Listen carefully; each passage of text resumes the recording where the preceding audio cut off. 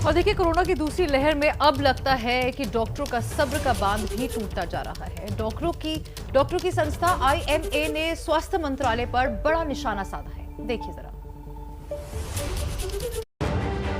ये वो चिट्ठी है जिसके जरिए IMA यानी इंडियन मेडिकल एसोसिएशन ने स्वास्थ्य मंत्रालय पर सीधा हमला बोला है। चिट्ठी में क्या लिखा है उसे पॉइंटर्स में समझिए। केंद्रीय स्वास्थ्य मंत्रालय की ओर से कोविड-19 महामारी की लहर से लड़ने में दिखाई जा रही चरम सुस्ती और अनुचित कार्रवाइयां हैरान करने वाली हैं। सामूहिक चेतना, IMA और दूसरे पेशेवर सहयोगियों द्वारा किए गए अनुरोधों को कूड़ेदान में डाल दिया जाता है और बिना जमीनी हकीकत समझे फैसले लिए जाते हैं।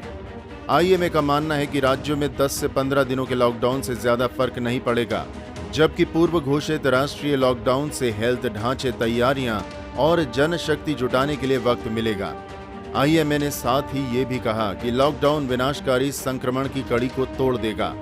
IMA ने चिट्ठी में केंद्रीय स्वास्थ्य मंत्रालय को लिखा है कि नींद से जागिए और कोविड महामारी में बढ़ती चुनौतियों को कम करने के लिए हरकत दिखाइए।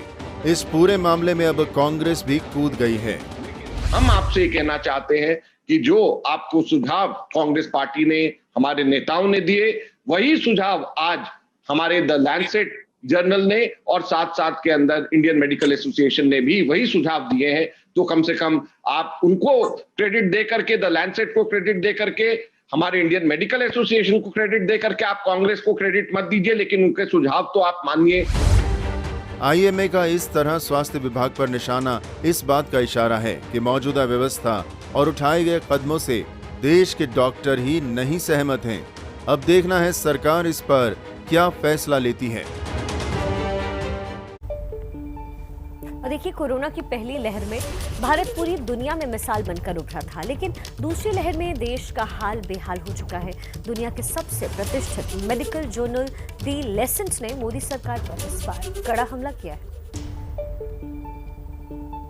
मोदी साहब, ये कोई प्राकृतिक आपदा, नेचुरल कैलामिटी नहीं, सेल्फ इन्फ्लिक्टेड नेशनल कैटास्ट्रोफी है। प्राकृतिक नहीं बल्कि मानव निर्मित आप त्रासदी के तरफ आप हमारे देश को लेकर के जा रहे हैं। तो कम से कम आप द लैंसेट और IMA के सुझाव माने, यह कांग्रेस पार्टी आपको कहना चाहती है। जिस मेडिकल मैगजीन को आधार बनाकर कांग्रेस सरकार पर निशाना साध रही है, दरअसल वो दुनिया की सबसे प्रतिष्ठित मेडिकल जर्नल में से एक है।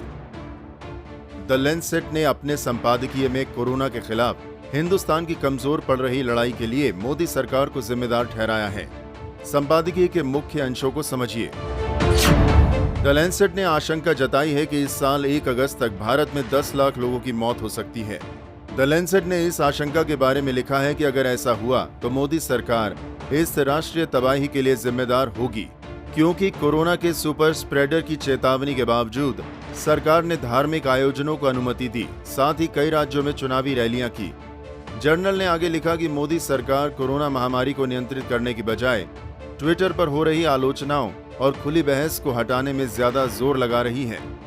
जर्नल में भारत के वैक्सीनेशन कार्यक्रम की आलोचना करते हुए लिखा है कि सरकार ने राज्यों के साथ नीति में बदलाव पर चर्चा किए बिना अचानक बदलाव किया और 2% से कम जनसंख्या का टीकाकरण करने में ही कामयाब रही।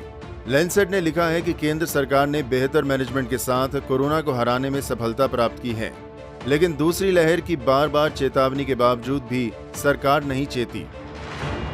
द लैंसेट ने संपादकीय में भारत को मौजूदा स्थिति से निपटने के लिए 2 तरफा रणनीति अपनाने की सलाह भी दी है।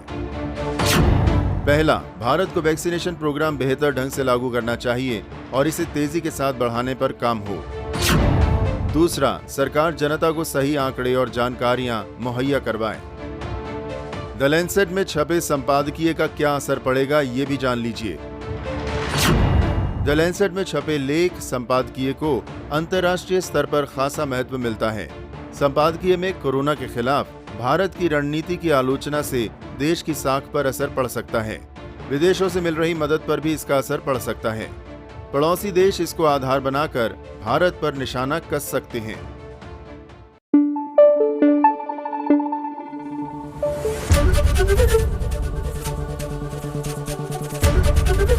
ABP न्यूज आपको रखे आगे।